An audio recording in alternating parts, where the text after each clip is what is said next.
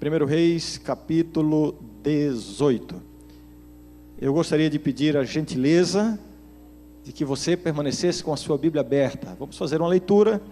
O texto é relativamente longo e durante a nossa apresentação nós vamos recorrer ao texto diversas vezes. É muito importante que você permaneça com a sua Bíblia aberta e pronto para nós recorrermos ao texto algumas vezes durante o sermão. Todos encontraram? A primeira expressão do capítulo 18 é esta: muito tempo depois. Muito tempo depois de quê? É impossível não recapitularmos um pouquinho o que aconteceu antes, porque se tem um depois, é porque tem um antes. Nós já vimos e repetimos a história. O rei Acabe, juntamente com a sua esposa Jezabel, pagã, adoradores de Baal, eles afundaram a nação de Israel, o reino do norte, na mais profunda idolatria. O esforço de Acabe e Jezabel se deu no sentido de eliminar a adoração a Jeová, substituí-la pela adoração a Baal, o Deus da tormenta, o Deus da chuva, o Deus da fertilidade. Elias comparece à presença de Acabe, lá diante do seu trono. Elias invade o palácio e começa o seu discurso dizendo: vive o Senhor, Jeová vive, perante cuja face estou, que não haverá chuva nem orvalho nestes anos, senão segundo a minha palavra. E da mesma forma repentina e surpreendente com que ele entrou, assim ele sai, quase não foi notado pelos guardas. E aí começa esta saga, começa toda este drama. Deus aparece a Elias e ordena que ele vá para o ribeiro de Querite. Ali ele permanece aproximadamente 1 ano, bebendo água do ribeiro e recebendo alimento de corvos enviados por Deus. Depois desse período, vem a palavra do Senhor novamente a Elias e o envia a Sarepta, a uma viúva sidomita, lá do território de Jezabel. E ali Deus cuida de Elias através desta viúva. Ali acontece o milagre que estudamos a semana passada. O filho da viúva morreu e Elias então ora a Deus para que o ressuscite e o milagre acontece. Tudo isso se deu em aproximadamente 3 anos e meio. Lá no Evangelho de Lucas é dito que esta seca, este período sem chuva, durou 3 anos e meio. Então agora aqui no capítulo 18, quando começa dizendo assim, muito tempo depois, 3 anos e meio depois do começo dessa história, o texto continua dizendo: veio a palavra do Senhor a Elias no 3º ano, dizendo: vai, apresenta-te a Acabe, porque darei chuva sobre a terra. Partiu, pois, Elias a apresentar-se a Acabe, e a fome era extrema em Samaria. Acabe chamou a Obadias o mordomo. Obadias temia muito ao Senhor, porque quando Jezabel exterminava os profetas do Senhor, Obadias tomou 100 profetas, e de 50 em 50 os escondeu numa cova e os sustentou com pão e água.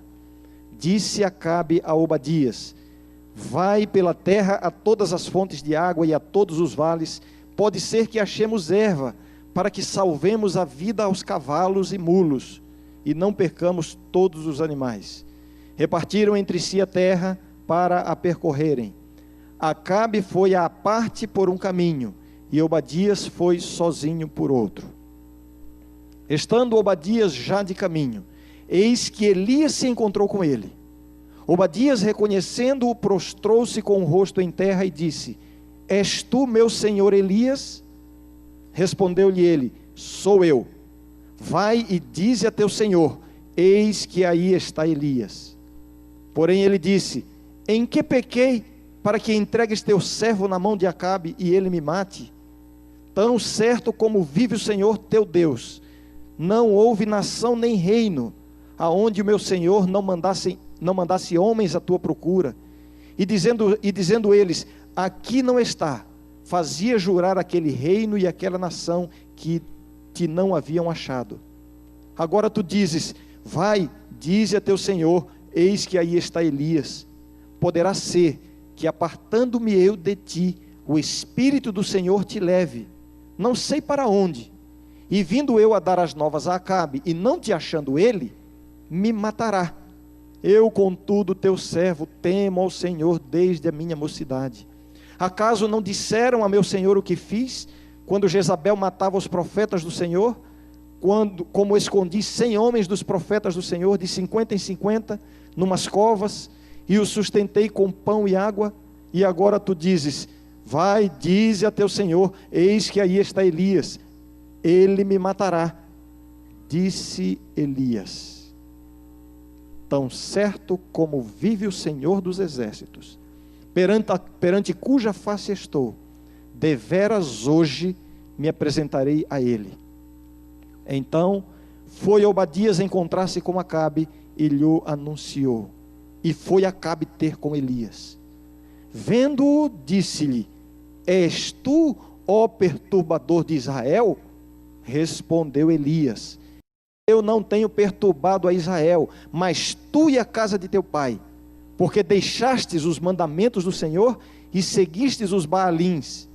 Agora, pois, manda ajuntar a mim todo Israel no Monte Carmelo, como também os 450 profetas de Baal, e os 400 profetas do poste ídolo, que comem da mesa de Jezabel. Amém. Aqui é dado um prenúncio, uma introdução ao ponto culminante da narrativa da história de Elias, que é o confronto no Monte Carmelo. Esta sessão que vamos considerar hoje termina introduzindo o grande confronto, que será o nosso próximo tema. Eu tenho a impressão que todos notaram a dramaticidade desta cena que nós acabamos de ler. Os personagens envolvidos. Entra na história um personagem novo. Quem é? Quem é? Obadias, o servo do rei. Elias, o profeta do Senhor. Obadias, o servo do rei. E aí são apresentados praticamente todos os protagonistas da história de Elias. Elias, o profeta, Acabe, é mencionada Jezabel, é feita menção aos profetas do Senhor que foram escondidos, aos profetas de Baal, o próprio Obadias. Eu gostaria de, introdutoriamente, fazer algumas comparações entre esses personagens. Vejam, esse texto que nós lemos, ele está claramente dividido em 3 blocos. Claramente dividido em 3 blocos. O primeiro bloco fala de Acabe e Obadias, dos versos 1 ao verso 6. O segundo bloco, dos versos 7 ao 16, a ênfase está no diálogo entre Elias e Obadias. E, finalmente, dos versos 17 ao 19, o diálogo entre Elias e Acabe. E nesses encontros são mencionados os outros personagens aos quais eu já me referi. Algumas comparações. Primeira delas, Acabe e Obadias. Um é adorador de Baal, o outro é adorador de Jeová. O texto diz que Obadias temia muito ao Senhor. Um contraste, uma convivência contraditória.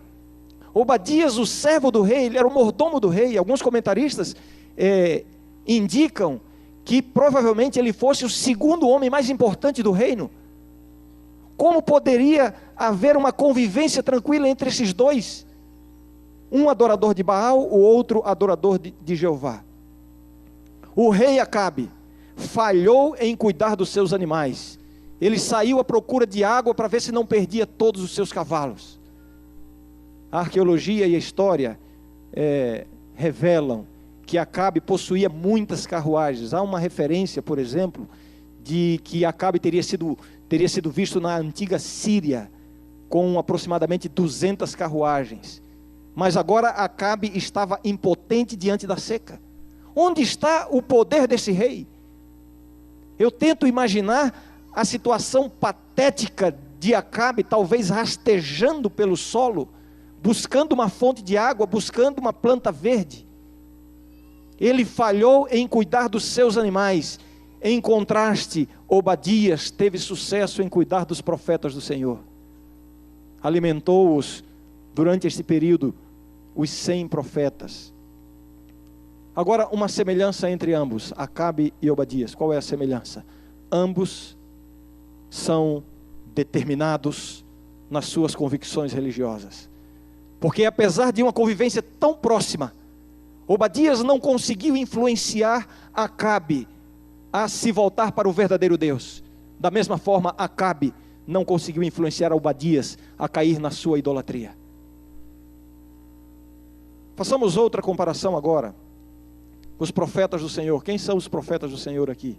Por um lado, Elias, o profeta do Senhor, o tesbita.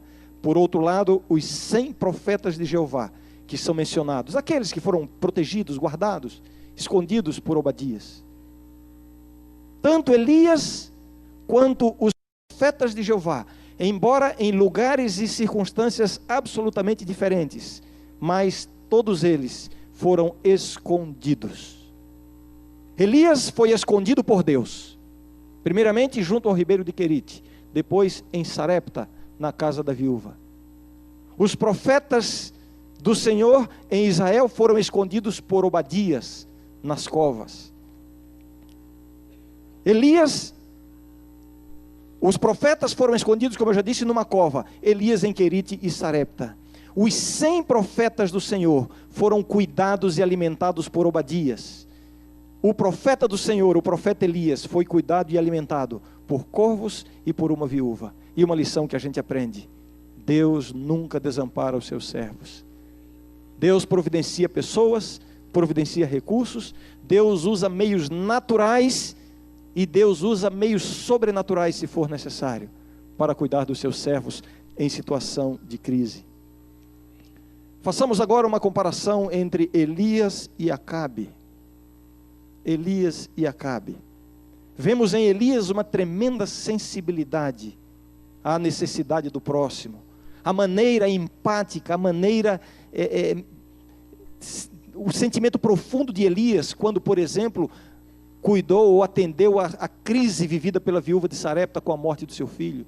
Apesar da solenidade da sua obra, apesar de estar ocupado com uma obra grandiosa, Elias encontrou tempo, Elias encontrou disposição, Elias teve interesse em cuidar das pessoas que estavam à sua volta. Em contraste, nós vemos Acabe. O que é dito de Acabe no texto que nós lemos? O que Acabe estava fazendo? Acabe chamou o seu servo Obadias para quê? Para procurar água, para procurar pastos. Com que objetivo? Cuidar dos seus animais. O rei Acabe estava mais preocupado com os seus cavalos do que com os seus súditos. Como pode? A disciplina de Deus, a maldição de Deus sobre Israel por causa da quebra do concerto, não foi suficiente para abrandar o coração de Acabe. E é assim que acontece com todo pecador que se aferra aos seus pecados e não abre o coração à influência do Espírito Santo. Em lugar de se tornar mais sensível, vai se tornando cada vez mais endurecido. E aqui vemos este contraste entre estes dois homens, Elias e Acabe. Elias, um homem que amava a palavra do Senhor, um homem obediente à palavra do Senhor. Vemos em toda a história, se você volta uma página, faça o favor de fazer isso. Você vai ver esta relação de Elias com a palavra do Senhor. Capítulo 17, verso 2 diz assim: veio-lhe a palavra do Senhor dizendo, retira-te daqui. Verso 5, foi, pois, e fez segundo a palavra do Senhor. Um homem que estava apegado à palavra de Deus, um homem que vivia em obediência à palavra de Deus. Verso 8, então lhe veio a palavra do Senhor dizendo, dispõe-te e vai a Sarepta. Verso 10, então ele se levantou e se foi a Sarepta. Um homem cuja vida era pautada pela obediência à palavra de Deus.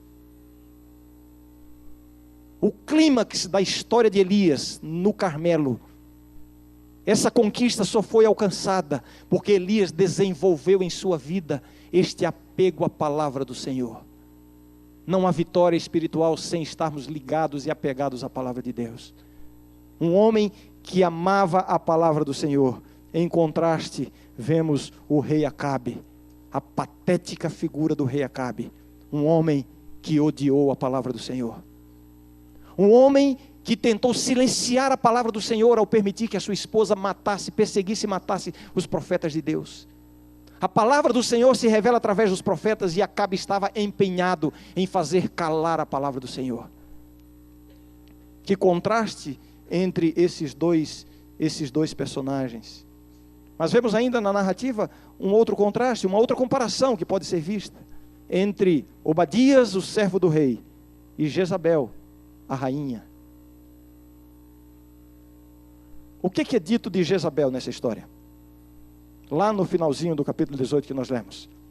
Jezabel alimenta os profetas de Baal e os profetas do poste ídolo.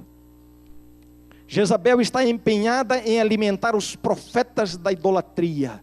E Obadias está empenhado em alimentar os profetas do Senhor. E aqui, mais uma vez, uma ironia envolvendo Jezabel. Tenho a impressão que no nosso primeiro tema sobre a história de Elias, nós vimos algumas ironias envolvendo Jezabel. Jezabel desesperada tentando encontrar Elias, e Elias estava lá nas barbas do seu pai.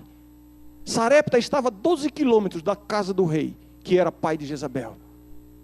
A nação de Israel foi corrompida por uma mulher de Sidom, e Elias estava lá em Sarepta, que está em Sidom, levando a palavra do Senhor a uma mulher súdita do rei de Sidom. Que ironia!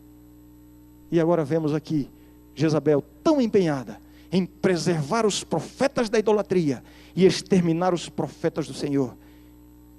E diante do seu nariz, digamos assim, estava Obadias alimentando os profetas do Senhor. E evidentemente ele, como servo do rei, os alimentava com o alimento da casa do rei. Jezabel não sabia que ela estava alimentando os profetas do Senhor. Que ironia, não? Aqui estão os personagens. Agora, eu pedi para que vocês permanecessem com a Bíblia aberta no capítulo 18, e eu já mencionei também. O capítulo 18 se divide nesses 3 blocos. Interessante, o primeiro bloco, versos 1 a 6, Acabe e Obadias. Segundo bloco, versos 7 a 16, Elias e Obadias. Terceiro bloco, versos 17 a 19, Elias e Acabe. Aqui estão as 3 seções. A própria estrutura do texto nos revela qual é o foco central dessa narrativa. Pela própria extensão das seções, fica muito claro que o foco central desta narrativa está neste diálogo entre Elias e Obadias. Aí está o foco. Irmãos, uma questão crucial é levantada através dessa narrativa, deste bloco central. Uma questão crucial. Bom, em primeiro lugar, eu quero ressaltar o fato de que lá no primeiro bloco já é dito que Obadias, verso 3, final do verso 3, Obadias temia muito ao Senhor. Mas neste bloco central, nós vemos uma certa ambiguidade no serviço de Elias ao Senhor. Isso não diminui nem elimina o elogio que é feito anteriormente, porque ninguém é perfeito. Nós vamos ver daqui a algum tempo que o próprio Elias, depois da sua maior vitória espiritual no Monte Carmelo, ele mesmo entra em depressão e a sua confiança em Deus é de alguma forma abalada. Aqui nesse bloco central é levantada uma questão crucial para nós hoje. Como eu disse, nós vemos certa ambiguidade, certa ambivalência. De alguma forma, Obadias desenvolveu um compromisso duplo. Eu queria convidá-los a lermos, mas com muita atenção, esta sessão, começando do verso 7. Estando Obadias já de caminho, eis que Elias se encontrou com ele. Obadias, reconhecendo-o, prostrou-se com o rosto em terra e disse: És tu, meu senhor Elias? O que significa isso? Obadias se apresenta a Elias e diz: És tu o meu senhor? Não que ele não reconhecesse, fica claro, até pela revelação de que ele escondeu os profetas do Senhor, fica claro que ele sabia que era Elias. É apenas uma expressão de admiração, mas ele diz: Elias, tu és o meu Senhor. Interessante. A palavra Obadias, o nome Obadias, significa servo de Jeová. Quer dizer, o servo de Jeová agora diz que é servo de Elias. Parece que há certa ambiguidade. Continuemos o texto. Verso 8. Respondeu-lhe ele, Elias: sou eu. Vai e dize a teu senhor. Eis que aí está Elias. Quem é o teu senhor? Quem é? Me ajudem. O rei Acabe. Quantos senhores tem esse Obadias? A quantos senhores ele está servindo? A quem de fato ele reconhece como Senhor? Elias, tu és o meu Senhor. No seu nome ele diz: sou servo de Jeová. E Elias parece que não cai na conversa, na tentativa de impressionar. E Elias diz: tu és servo de Acabe. Um coração que parece que anda meio dividido. E não é difícil chegar a essa conclusão, irmãos. Como eu disse, isso não elimina as glórias atribuídas a Obadias no bloco anterior, da sua fidelidade a Deus. Temia muito a Deus e de fato temia, arriscou a sua vida ao preservar os profetas do Senhor, mas ele tinha um serviço de alguma forma dividido.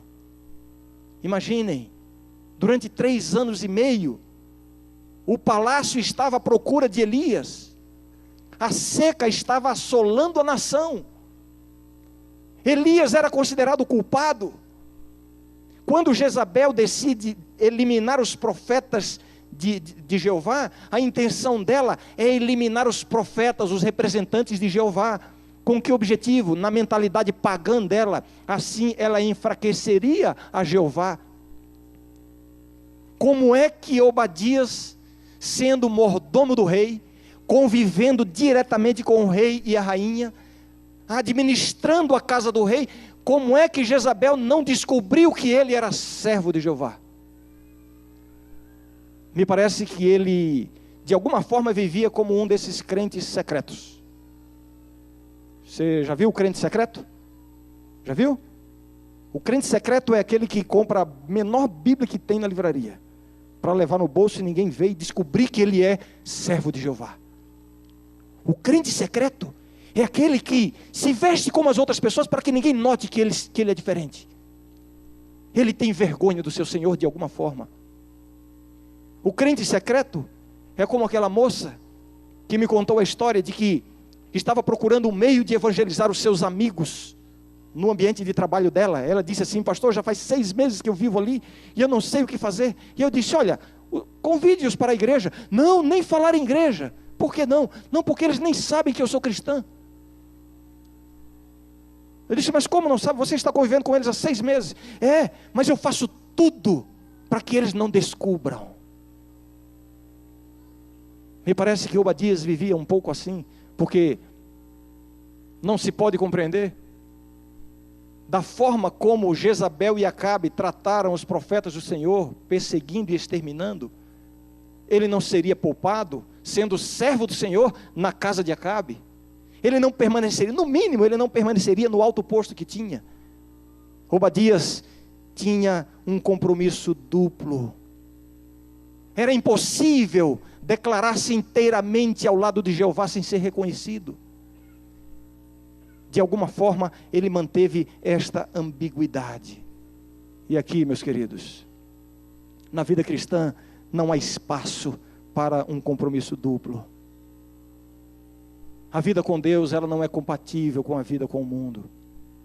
Existem coisas que não são compatíveis. Esta semana, aqui na escola, o pessoal da 5ª série em diante foi fazer um passeio fora. Meu filho foi nesse passeio. A Renata não foi ao passeio, porque teve uma outra atividade.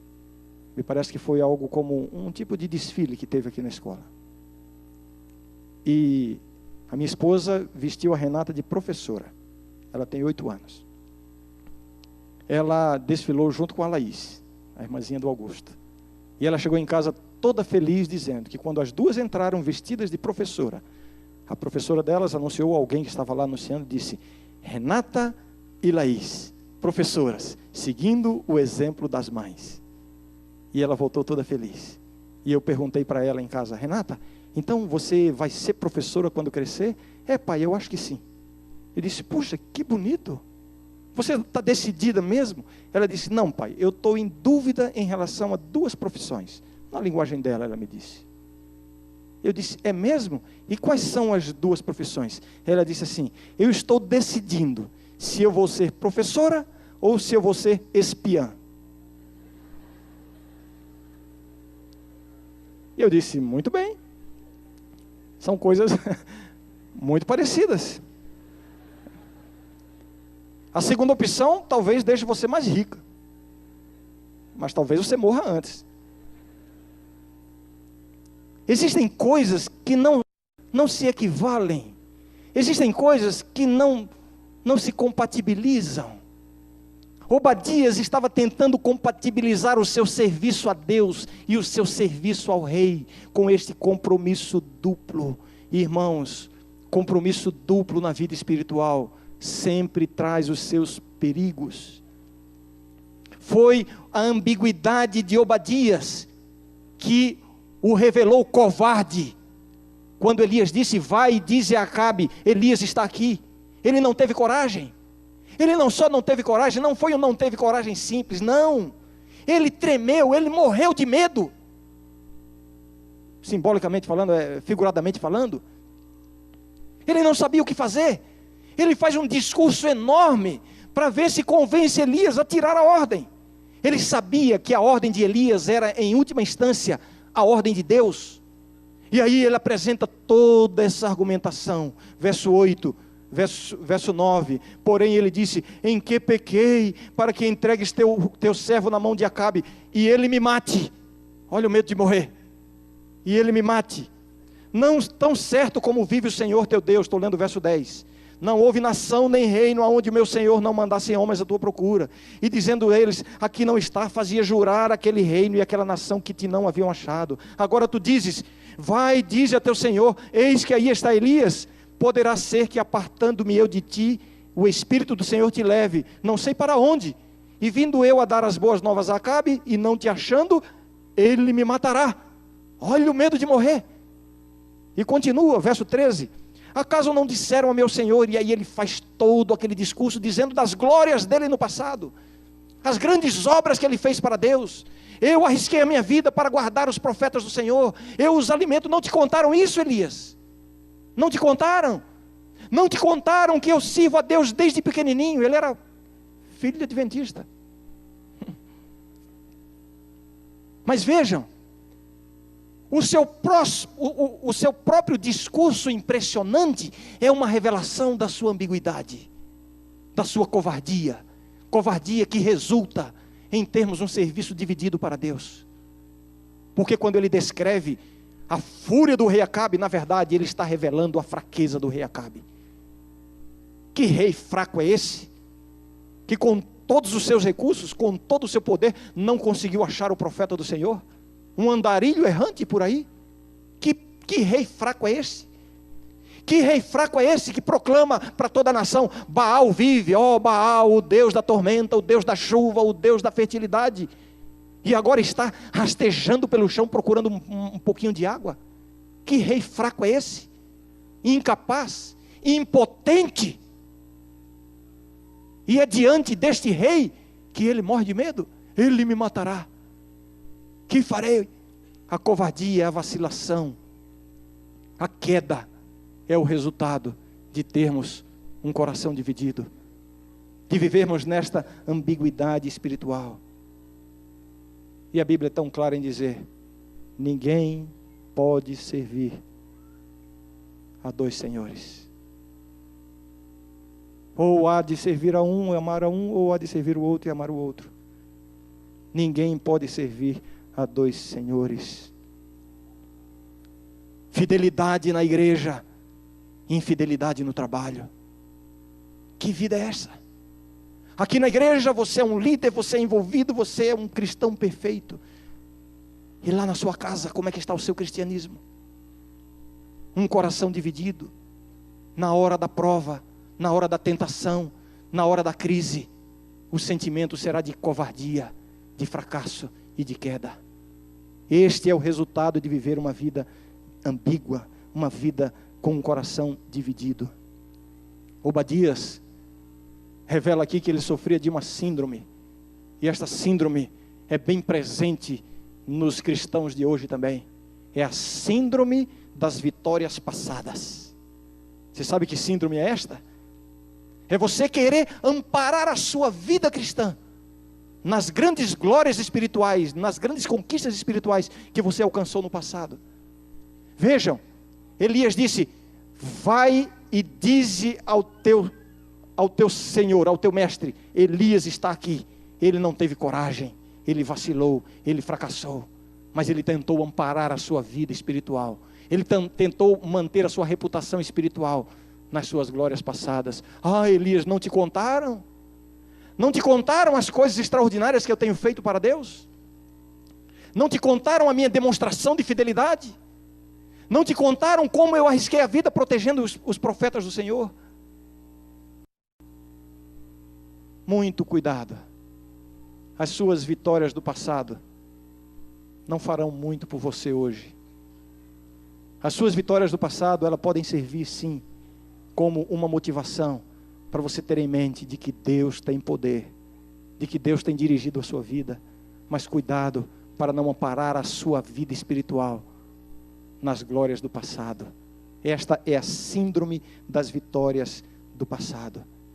Depois desse discurso longo, e vejam, o discurso mais longo da narrativa é exatamente o de Obadias, morrendo de medo. Ah, eu vou lá dizer, Elias está aqui, ele vai me matar. Ah, e agora você me manda eu dizer que Elias está aqui, ele vai me matar. E ele se prolonga, eu cuidei dos profetas, eu fiz isso, eu fiz aquilo. E ele vai dizer, se eu disser Elias está aqui, ele vai me matar. Ele se prolonga nesse discurso. Agora vemos a resposta direta, sucinta, e uma pessoa nada impressionada com tudo isso. Vemos isso no verso 15. Depois de todo esse discurso, verso 15 diz assim: disse Elias: tão certo como vive o Senhor dos exércitos, perante cuja face estou, deveras hoje me apresentarei a ele. Notem, não há uma só palavra de elogio, não há uma palavra de reconhecimento.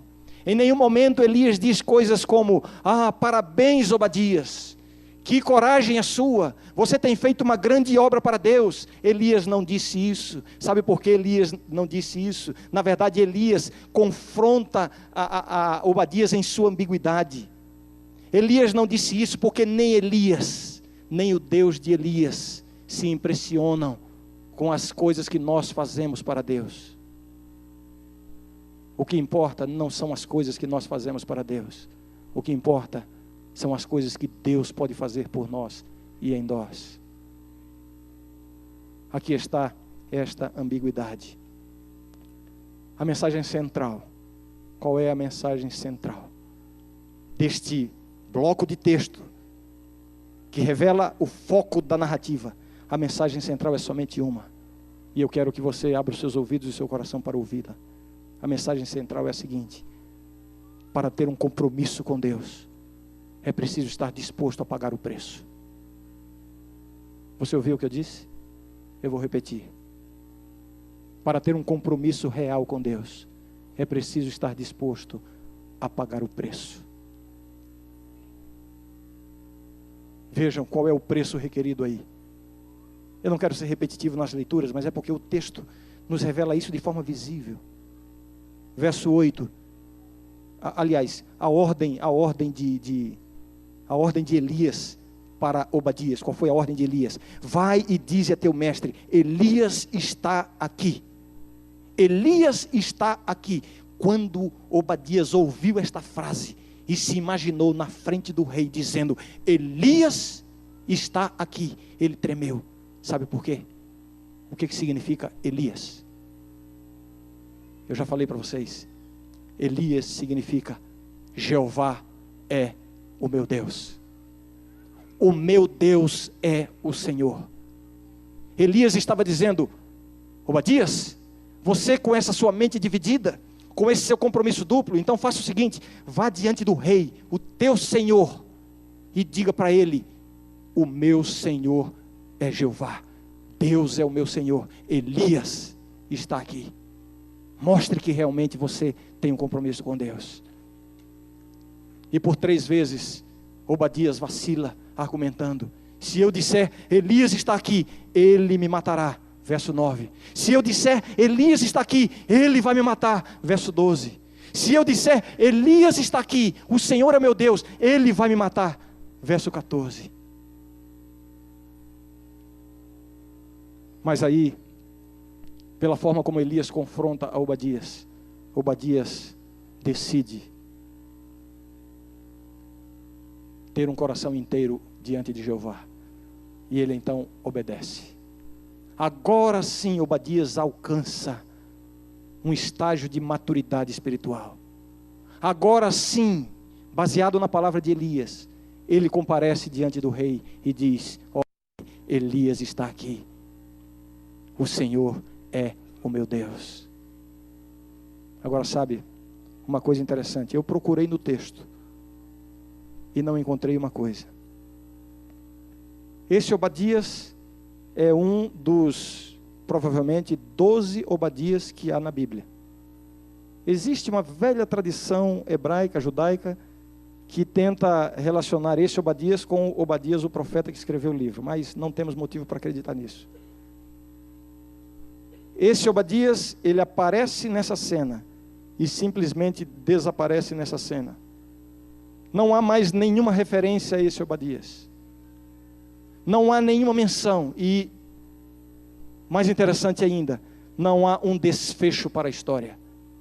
A pergunta fica: o que aconteceu com Obadias quando ele chegou diante do rei e disse: o Senhor é o meu Deus, Elias está aqui? O que aconteceu com ele? Existem algumas tradições, eu andei lendo isso ao preparar essa mensagem. Alguns acham que Obadias foi morto, que Acabe se irou tanto que matou Obadias, mas nós de fato não sabemos o que aconteceu. Nós não sabemos qual foi o preço que Obadias pagou por dedicar-se agora sim inteiramente ao serviço de Deus, não mais com um coração dividido. O preço que ele pagou para assumir que ele de fato é servo de Jeová. A Bíblia não diz qual foi o preço. Sabe por quê? Para que nós não saibamos qual é o preço. Porque Deus administra a nossa vida de maneira individual. Para alguns aqui, assumir que é servo de Deus, o preço é muito alto. Para outros, o preço não é tão alto. Não importa qual é o preço. O que importa é: você está disposto a servir a Deus com inteireza de coração? Você está disposto a dizer diante do mundo: o Senhor é o meu Deus? Quando você receber as pressões lá no trabalho para transgredir os mandamentos de Deus, você está disposto a dizer: o Senhor é o meu Deus? Ele me matará, que me mate, estou disposto a pagar o preço. Você está disposto a, quando for pressionado pelas crises na sua vida profissional, as crises financeiras, e você for tentado à desonestidade, você for tentado ao engano, você for tentado ao ganho desonesto, você está disposto a dizer diante dessas situações: o Senhor é o meu Deus, o meu coração é inteiramente do Senhor? É provável que haja um preço a pagar, mas o serviço ao Senhor requer um coração íntegro. Você está disposto a dizer para o seu sócio que você não vai compartilhar com situações pecaminosas? Você está disposta, minha querida irmã, a dizer para o seu marido: o Senhor é o meu Deus, e não agredir a sua consciência e transgredir a vontade de Deus, mesmo com o risco de ser rejeitada e desprezada? Você está disposta? É este o compromisso para o qual Deus está chamando você.